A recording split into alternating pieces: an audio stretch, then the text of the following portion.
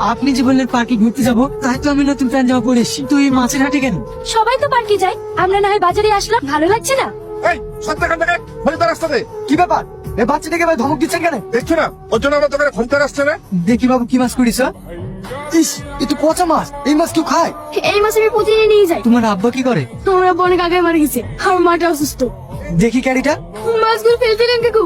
দাঁড়ান ভাই, এই মাছটা দেন। এই নাও, আর এই টাকাটাও রাখো, পরের দিন আবার মাছ কিনে নিয়ে যাবে। কি হলো, দাঁড়িয়ে দাঁড়িয়ে কি দেখছো? হ্যাঁ বলো, তুমি কি মাছ খাবে? এই সাইজের পুঁটি মাছ পাওয়া যাবে না? এত ছোট মাছ এখানে পাওয়া যায় না। তাহলে মাছের ডিম লাও, আমার খুব ভালো লাগে।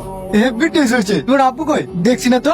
বাবা আজকে বাড়িতে নেই, কাল ছুটি নিতে বলেছি। কেন? আমার একটা ছেলেকে খুব পছন্দ হয়েছে, তাই কাল বাবা ওর সঙ্গে আমার বিয়ের কথা বলবে। কাকে পছন্দ হয়েছে? তোমাকে। এই নাও জল খাও। হ্যাঁ সত্যি? হ্যাঁ, কি হলো, খাবে না? না, তাড়াতাড়ি একজনকে খবরটা দিয়ে আসি। দাঁড়াও, কাল তোমার বাবাকে সঙ্গে করে নিয়ে এসো, আমাদের বিয়ের ব্যাপারে দুই গার্জেনে কথা বলবে। আব্বা, উনি তো হট টেম্পার লোক, উনি তোমার আব্বুর সঙ্গে কথা বলতে পারবে? Hot temper? না মানে, উনি দীর্ঘদিন ধরে পুলিশের চাকরি করছে তো, মাথাটা ভীষণ গরম। অন্য কাউকে নিয়ে আসলে হবে না? যাকে নিয়ে আসবে সেই জন্য একটু শিক্ষিত হয়, যাতে মোটামুটি সবকিছু বোঝে। আরে ওইসব নিয়ে তোমাকে চিন্তা করতে হবে না। এমন একজনকে নিয়ে আসবে না যাকে দেখে তোমার আব্বু অবাক হয়ে যাবে। ঠিক আছে। আরে আরে, সাবধানে যেও।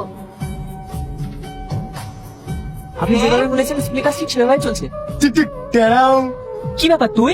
হ্যাঁ, আরে মিষ্টি খান মিষ্টি খান। কিসের মিষ্টি রে? কলেজ থেকে তাই দিল নাকি? হ্যাঁ, এই পিন্টুকে কলেজ থেকে বের করার কারো ক্ষমতা নাই। কলেজটাই কেনার প্রস্তুতি নিছি। তুই কলেজ কিনবি? আপনি বলেছিলেন না যে আমার দ্বারা কিচ্ছু হবে না, শুধু পড়াশোনা করলে বড় লোক হওয়া যায় না, এক্সট্রা ট্যালেন্ট লাগে, ট্যালেন্ট। আমি কোটিপতির মেয়েকে বিয়ে করছি, কোটিপতি। আচ্ছা স্যার, আপনার মাসে বেতন কত? কেন? আরে বলেন না। ওই 1 লাখ মতো। 1 লাখ? ও তো আমার পকেট খরচ লাগে।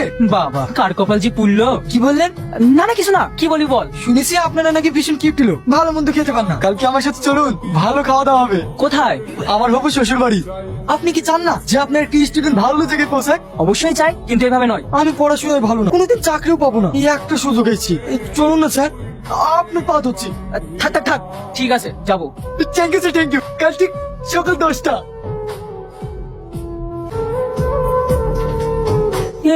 এটা তুই কোথায় নিয়ে আসলি রে? শুধু বাইরে থেকে অবাক হয়ে গেলেন, ভেতর তো আরো সুন্দর। চলেন দেখেন স্যার।